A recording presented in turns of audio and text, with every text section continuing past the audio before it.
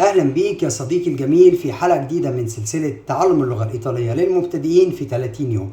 أنا برامو وأهلا بيك في قناة إيطاليانو فاتشيلمنت. في الحلقة بتاعت النهاردة شباب حلقة سهلة وبسيطة هنتعلم فيها شوية حاجات الأساسيين من تعلم اللغة الإيطالية. يلا بينا نبدأ على طول. هنتعلم إيه؟ الدرس بتاعنا مقسم لأربع أقسام والأربعة أسهل من بعض. أول حاجة هنتعلم تعبير مهم بنستخدمه دايما في الحياة اليومية في إيطاليا. تاني حاجة هنتعلم مع بعض أسماء بعض الملابس. تالت حاجة مع بعض هنتعلم مع بعض أسماء الألوان. رابع حاجة هنتعلم مع بعض الأفعال المهمة اللي بنستخدمها في الحياة اليومية في إيطاليا. آخر حاجة هنتعلم مع بعض إزاي تقول كل قد إيه باللغة الإيطالية، وإيه الكلمات اللي تستخدمها وإنت بتعبر عن ده. يلا بينا نبدأ على طول. في الجزء الأول يا شباب هنتعلم مع بعض تعبير مهم جدا، هو تعبير أحتاج إلى. إزاي تقول بالإيطالي أحتاج إلى؟ أحتاج إلى هتقول ho bisogno di. ho bisogno di يعني أحتاج إلى. ho bisogno di. تمام. طيب كده اتعلمنا التعبير. كرر معايا ho bisogno di. برافو عليك. يلا بينا نتعلم مع بعض أسماء بعض الملابس، يعني حاجات مشهورة من اللبس. أول حاجة معانا هنقول una giacca. كرر معايا بهدوء.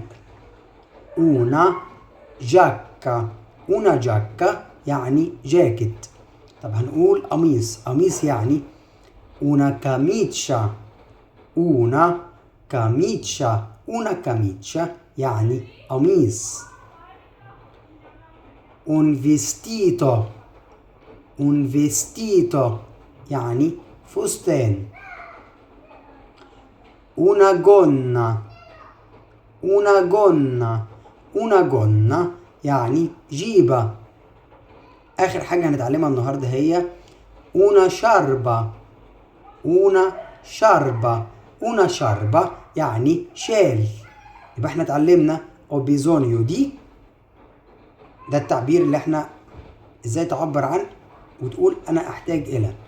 ho bisogno di. وتعلمنا una giacca، una camicia، un vestito، una gonna، una sciarpa. وبس كده. يلا بقى نتعلم ونربط الاتنين مع بعض. ازاي تقول احتاج الى جاكيت؟ هتقول ho bisogno di una giacca. ho bisogno di una giacca يعني انا محتاج جاكيت. او محتاج قميص هتقول ho bisogno di una camicia. ho bisogno di una camicia انا محتاج قميص. طب ازاي تقول محتاج فستان؟ لو انت بنت هتقولي ho bisogno di un vestito. ho bisogno di un vestito يعني محتاج فستان. لو انت بنت برضه هتقولي محتاجة جيبة، هتقولي ho bisogno di una gonna. ho bisogno di una gonna. لو انت ولد او بنت محتاج شال هتقول ho bisogno di una sciarpa. ho bisogno di una sciarpa. شال او سكارف الاتنين نفس المعنى. شاربة una sciarpa. وبكده يا شباب يكون الجزء الاول خلص. شفت سهل ازاي؟ يلا بينا ندخل على الجزء الثاني. هنتعلم مع بعض الالوان. دلوقتي في الجزء الثاني يا صديقي الجميل هنتعلم مع بعض الالوان. اسود يعني نيرو. اسود يعني نيرو يعني اسود. طب سودا يعني نيرا. نيرو نيرا. اسود او سودا. طيب ابيض يعني بيانكو. بيانكو يعني ابيض. طيب بيانكا يعني بيضة. بيانكو بيانكا.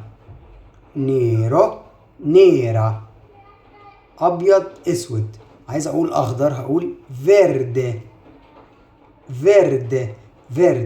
يعني اخضر. يعني اخضر. دي هي واحد اخضر. اوكي. هقول اصفر هقول جالو يعني اصفر. طب صفرة يعني جالة. جالو جالو. جالا أصفر أو صفرة. طب عايز أقول بني هقول ماروني. ماروني ماروني يعني بني. بني هي بني. اوكي. طب عايز اقول رمادي هقول جريجو. جريجو جريجو يعني رمادي، وفيها مذكر ومؤنث. رمادية هتقول جريجا. جريجا جريجو جريجا جريجو جريجا. يلا نتعلم مع بعض. بنفسجي يعني فيولا. فيولا فيولا يعني بنفسجي. بعدين أزرق يعني بلو.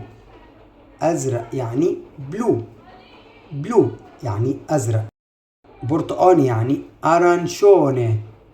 أرانشوني أرانشوني يعني برتقاني. وبكده يا شباب نكون اتعلمنا مع بعض كل الألوان. يلا بقى بينا نستخدم نربط الجزء الأول بالجزء الثاني. احنا خدنا ايه في الجزء الأول؟ وبيزونيو دي، واخدنا أسماء الملابس، واخدنا الألوان. يلا بقى نربط الثلاثة مع بعض. ازاي تقول أنا عايز جاكيت أسود؟ هتقول ho bisogno di una giacca nera. ho bisogno di una giacca nera. أو مثلا ازاي تقول أنا محتاجة جيبة فيردي خضرة؟ هتقول ho bisogno di una gonna verde. ho bisogno di una gonna verde. ازاي تقول انا محتاج سكارف او شال بنفسجي؟ هتقول ho bisogno di una sciarpa viola. ho bisogno di una sciarpa viola. بعدين ازاي تقول محتاج فستان برتقاني؟ هتقول ho bisogno di un vestito arancione. ho bisogno di un vestito arancione. وبس كده يا شباب نكون ربطنا الجزء الثاني بالجزء الاول. يلا بينا ندخل على الجزء اللي بعد كده. الجزء الثالث يا شباب هنتعلم مع بعض افعال مهمه بنستخدمها في الحياه اليوميه في ايطاليا. ازاي تقول استرخي او ارتاح؟ هتقول ميريلاسو. ميريلاسو ميريلاسو يعني ارتاح. مي ريلاسو. مي ريلاسو استرخي. ازاي تقول هاخد دش او هستحمى؟ هتقول فاتشو لا دوتشا. فاتشو لا دوتشا يعني هاخد دش. ازاي تقول هعمل مكالمة؟ هتقول فاتشو una chiamata. فاتشو una chiamata. فاتشو una chiamata هعمل مكالمة. ازاي تقول هروح وسط المدينة او هروح يعني زي دومو هنا مثلا؟ هتقول vado in centro. vado in centro هروح وسط المدينة او مركز المدينة. vado in centro. ازاي تقول اترجم؟ هتقول traduco. traduco traduco يعني اترجم. يلا بينا ناخد امثلة. المثال معانا هتقول مثلا dopo la doccia mi rilasso. dopo la doccia mi rilasso يعني بعد الحمام. dopo يعني بعد. la doccia الحمام او الشاور. mi rilasso انا بسترخي او انا بهدى. تاني مثال معانا هو vado in centro con gli amici. vado in centro con gli amici يعني اذهب الى وسط المدينة مع اصحابي. تالت مثال معانا هو faccio una chiamata a mia madre. faccio una chiamata a mia madre يعني هعمل تليفون لأمي. وبكده الشباب يكون الجزء ده خلص. يلا بينا ندخل على آخر جزء من حلقة النهاردة، وهنتعلم فيه شوية تعبيرات مهمة جدا في اللغة الإيطالية، وهنربط ما بينها وبين الجزء اللي احنا أخدناه دلوقتي. يلا بينا نبدأ. هنتعلم ايه دلوقتي يا شباب؟ هنتعلم مع بعض ازاي تقول كل قد ايه. كل قد ايه يعني ogni quanto. ogni quanto كل قد ايه ده تعبير مهم في اللغة الإيطالية. يلا بينا نتعلم مع بعض شوية تعبيرات ازاي ترد بيهم. زي مثلا spesso. spesso spesso يعني غالبا. اوكي. quasi mai. quasi mai. quasi mai يعني شبه مستحيل او نادرا. ogni giorno. ogni giorno. ogni giorno يعني كل يوم. un giorno sì e uno no. un giorno sì e uno no. يعني يوم أيوة ويوم لا. يلا بينا ناخد أمثلة عشان تفهمني. ازاي تقول أنا بروح السنتر أو الشنترو يوم أيوة ويوم لا؟ هتقول vado in centro un giorno sì e uno no. vado in centro un giorno sì e uno no. يعني أنا بروح الشنترو يوم أيوة ويوم لا.